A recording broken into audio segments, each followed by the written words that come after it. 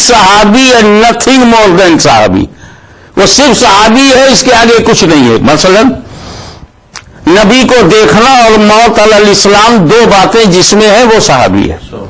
اب یہ ڈیفینیشن جب آپ نے مان لی تو ایک ایگزامپل دے رہا ہوں.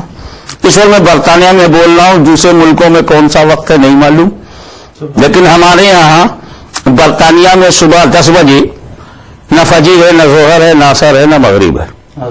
اب فرض کیجئے کہ کوئی شخص رسول پاک کے پاس برطانیہ کے ٹائم سے 10 بجے بارگاہ رسالت میں حاضر ہو اور ایمان لائے اور 11 بجے انتقال ہو جائے تو وہ صحابی ہے. اور درجہ اولیاء اللہ سے افضل.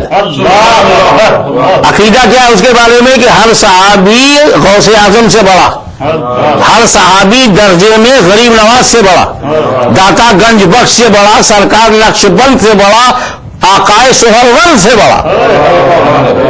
یہ ہے عقیدہ صحابی کے لیے. اب صحابی وہی ہے جس نے نبی کو دیکھا اور ایمان کے ساتھ دنیا سے گیا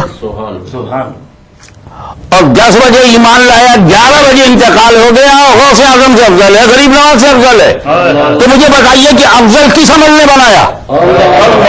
نمازوں سے پڑھی نہیں, روزہ رکھا نہیں, حج کیا ہی نہیں, 1 گھنٹے کا مسلمان ہے. 10 بجے ایمان لایا, 11 بجے انتقال ہو گیا, نہ نماز کا وقت تھا کہ نماز پڑھتا, نہ وہ رمضان کا مہینہ تھا اور نہ 1 گھنٹے میں روزہ رکھا جا سکتا, نہ 1 گھنٹے میں زکات ہوتی ہے, نہ 1 گھنٹے کا حج ہوتا ہے.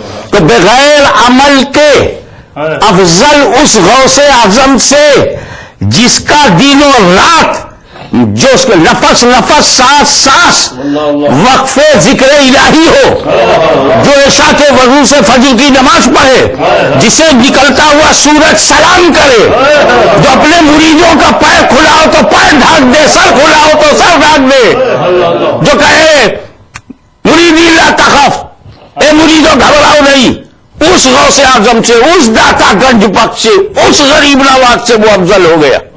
تو افضلیت کی وجہ عمل نہیں ہے, صحابی عمل سے بنتا ہی نہیں, وہ تو نگاہ مصطفیٰ سے بنا ہے, وہ تو فیضان نظر سے بنا ہے. تو اب مال کون آیا وہ نہیں دیکھیں گے, بنا کون رہا ہے یہ دیکھیں گے.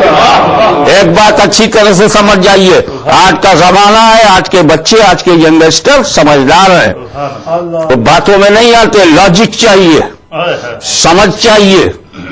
جو چیز جس چیز سے بنتی ہے اسی مٹیریل کو چیک کیا جاتا ہے, مٹیریل کو چیک کرتے ہیں. یہ بلڈنگ لکڑی سے بنی ہے, بلڈنگ چیک نہیں ہوگی, لکڑی چیک ہوگی کہ لکڑی صحیح ہے تو بلڈنگ صحیح ہے, لکڑی غلط ہے تو بلڈنگ غلط ہے.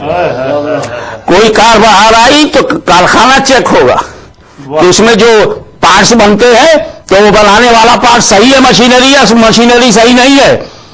تو جو چیز کنکریٹ سے بنے گی اس میں کنکریٹ چیک کریں گے, جو سیمنٹ سے بنے گی وہ سیمنٹ سے چیک کریں گے.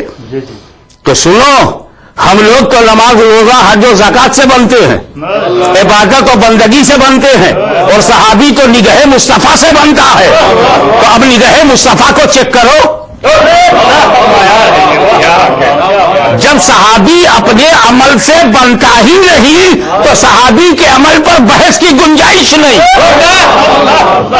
جو بھی صحابہ کے درمیان ہو جائے گا وہ صحابہ جانے, ہم اس مشاجرات میں نہیں پڑیں گے, ہم ان کے جھگڑوں میں نہیں پڑیں گے, چاہے وہ فکری ہو, چاہے اجتہادی ہو, چاہے فقہی ہو, وہ جانے. ہمارا عقیدہ ہے کسی نبی کو تماچا مارنا, اس کی داڑھی پکڑ کھینچنا کفر ہے. یہ ہے کسی نبی کو تماچا مارنا, داڑھی پکڑ کر کھینچنا اس کی توہین ہے, کفر ہے. لیکن اگر یہی حضرت موسیٰ نے کیا ہو, حضرت ہارون کی داڑھی پکڑی ہو, تو ہم کہیں گے بھائی نبی کا معاملہ ہے, امتی نہیں بولے گا. تو ایسے ہی صحابہ میں جو آپس میں ہوا ہے ہم کہہ دیں گے بھائی صحابی کا معاملہ ہے. ہم تو ان کے درجے کو, ابے درجہ لے کے بیٹھے آپ.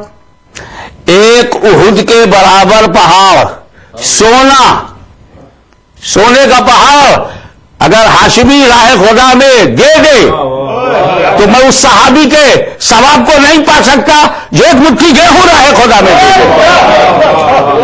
آپ گیہوں اور سونے کا مقابلہ کریں گے یا مصطفیٰ کی نگاہ کا مقابلہ کریں گے؟ نبی کریم صلی اللہ تعالی علیہ وسلم کے سارے صحابہ ہمارے سر آنکھوں پر.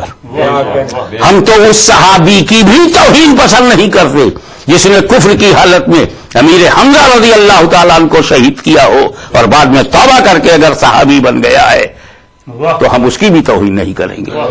اس لیے کہ ہم یہ دیکھ رہے ہیں کہ صحابی بنانا یہ مصطفیٰ کے دربار کا کام ہے اور صحابی پر انگلی اٹھانا دربار کے پر اپنا عدم اعتبار ظاہر کرنا ہے. اب رہے صحابہ آپس میں برابر نہیں ہے، انبیاء بھی تو آپس میں برابر نہیں ہے، رسولوں میں بھی آپس میں برابری نہیں ہے. یہ اور ہے. اب یہ بتائے کون؟ کسی کی خصوصیت کیا ہے، کسی کی خصوصیت کیا ہے. اب آپ دیکھ لیجئے کہ امام حسن، ان کا میں ذکر اس لیے بھی کروں گا کہ وہ میرے دادا ہیں، اور کوئی بھی بیٹا اپنے بابا دادا کا نام لیے بغیر بات آگے نہیں بڑھتی ہے. جب وہ موضوع ہو جائے، وہی ٹاپک بن جائے تو چھوڑا نہیں جاتا. ہر سنی مسلمان جو سچا سنی مسلمان ہے پکا حسنی حسینی ہے. وہ چاہے قادری ہو، چشتی ہو، نقشبندی ہو، سہروردی ہو، بس پکا سنی ہونا. چاہے شافعی ہو، مالکی ہو، حنفی ہو، بس پکا سنی مسلمان ہونا. وہ پکا حسنی اور حسینی ہے. اور جو ایک بات اور وضاحت کرتا چلوں، جن حدیثوں کی بنیاد پر صحابہ کے مشاجرات کو پیش کر کے انگلیاں اٹھائی جاتی ہیں، جیسے جس نے حضرت علی کو اذیت پہنچائی اس نے نبی کو اذیت پہنچائی، جس نے نبی کو اذیت پہنچائی اس نے خدا کو، جس نے فاطمہ زہرا کو تکلیف دی اس نے مجھے تکلیف دی، مجھے تکلیف دی. یہ ساری حدیثیں سراہ پر. مگر اس حدیثوں کا مقصد امام حسن سے بہتر آج کوئی مولوی سمجھ سکتا ہے؟ علی کا بیٹا علی کو نہیں پہچانے گا، فاطمہ کا بیٹا خاتون جنت کی مرضی نہیں جانے گا. تو اگر جو ہمارے علماء آج کہہ رہے ہیں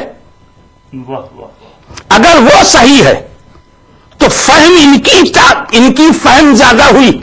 امام حسن کی فہم کچھ بھی نہیں. ارے ہم سنی ہیں، پکے حسنی ہیں، پکے حسینی ہیں. ہم اپنے علم پر اعتماد نہیں کرتے، امام حسن کے علم پہ بھروسہ ہے. ہمیں اپنی سمجھ پہ بھروسہ نہیں ہے، امام حسن امام حسین کی سمجھ پہ بھروسہ ہے. اور جب امام حسن امام حسین خاتون جنت کا نور ہیں، علی مرتضیٰ کا قوت بازو ہیں، شریعت مطہرہ میں متفقہ امام ہیں، تو ایسے دونوں عظیم الشان شہزادے سرکار امام حسن اور سرکار امام حسین، ان کو غور سے دیکھیے. انہوں نے امیر معاویہ رضی اللہ تعالی عنہ سے صلح کی ہے، تو کیا علی کا بیٹا حالات کے سامنے جھکے گا؟ نہیں جھکے گا. یا صلاحیتوں کا اعتراف کرے گا؟ خلافت امامت کی ذمہ داری امیر معاویہ رضی اللہ تعالیٰ عنہ کو دے کر ان سے صلح کیا امام حسن نے. کوئی تاریخ نہیں ہے جو اس حقیقت سے انکار کرے. صلح حسن ایک تاریخی حقیقت ہے. امام حسن نے اپنا ہاتھ دیا. جب ہم حسنیوں دیکھا کہ امام حسن نے امیر معاویہ کو ہاتھ دیا، سارے سنیوں نے امیر معاویہ کا ساتھ دیا. اور کتنے بڑے ہم حسینی ہیں کہ امام حسین نے جس سے جنگ کی آج 1000 سال سے زیادہ گزر گیا. ہماری جنگ یزید سے آج بھی جاری ہے. یزید پلید کا ذرا بھی اثر و رسوخ کہیں بھی نظر آتا ہے تو ہم حسینی غلامان امام حسین سامنے آ جاتے ہیں. تو میرے بھائی دو جملے میں بات سمیٹتا ہوں. امام حسن نے جس سے صلح کی ہے ہم اس کی توہین نہیں کریں گے.